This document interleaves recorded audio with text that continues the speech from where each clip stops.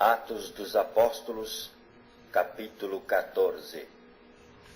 E aconteceu que em Icônio entraram juntos na sinagoga dos judeus e falaram de tal modo que creu uma grande multidão, não só de judeus, mas de gregos. Mas os judeus incrédulos incitaram e irritaram contra os irmãos os ânimos dos gentios. Detiveram-se, pois, muito tempo, falando ousadamente acerca do Senhor, o qual dava testemunho à palavra da sua graça, permitindo que por suas mãos se fizessem sinais e prodígios. E dividiu-se a multidão da cidade, e uns eram pelos judeus, e outros pelos apóstolos. E havendo um motim, tanto dos judeus como dos gentios, com os seus principais, para os insultarem e apedrejarem. Sabendo-o eles, fugiram para Listra e Derbe, cidades de Licaônia, e para a província circunvizinha. E ali pregavam o Evangelho. E estava assentado em Listra certo varão leso dos pés, coxo desde o ventre de sua mãe, o qual nunca tinha andado. Este ouviu falar Paulo, que fixando nele os olhos, e vendo que tinha fé para ser curado, disse em voz alta: Levanta-te direito sobre teus pés. E ele assaltou e andou. E as multidões, vendo o que Paulo fizera, levantaram a sua voz, dizendo em língua lacaônica: Fizeram-se os deuses semelhante aos homens, e desceram até nós. E chamavam Júpiter a Barnabé, e Mercúrio a Paulo, porque este era o que falava.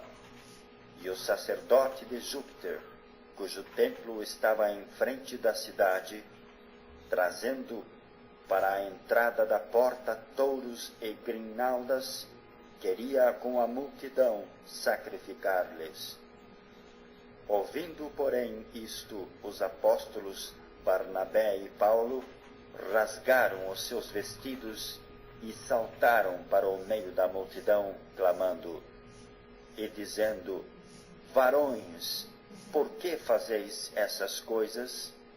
Nós também somos homens como vós, sujeitos às mesmas paixões, e vos anunciamos que vos convertais dessas vaidades ao Deus vivo, que fez o céu e a terra e o mar e tudo quanto há neles, o qual nos tempos passados deixou andar todas as gentes em seus próprios caminhos, e contudo não se deixou a si mesmo sem testemunho, beneficiando-vos lá do céu, dando-vos chuvas e tempos frutíferos, enchendo de mantimento e de alegria os vossos corações.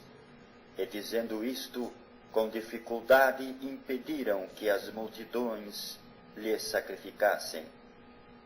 Sobrevieram, porém, uns judeus de Antioquia e de Icônio, que, tendo convencido a multidão, apedrejaram a Paulo e o arrastaram para fora da cidade, cuidando que estava morto.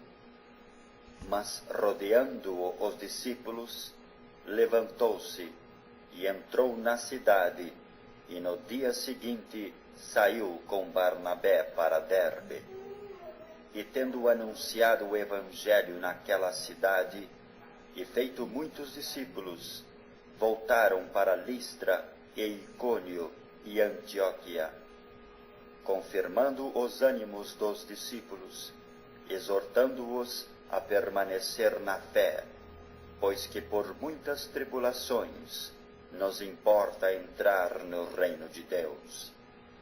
E havendo-lhes por comum consentimento eleito anciãos em cada igreja, orando com jejuns, os encomendaram ao Senhor em quem haviam crido.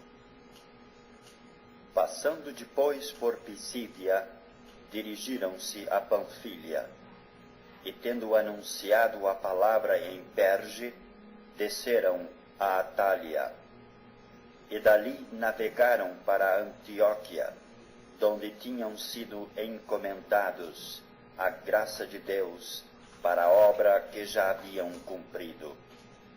E quando chegaram e reuniram a igreja, relataram quão grandes coisas Deus fizera por eles, e como abrira aos gentios a porta da fé.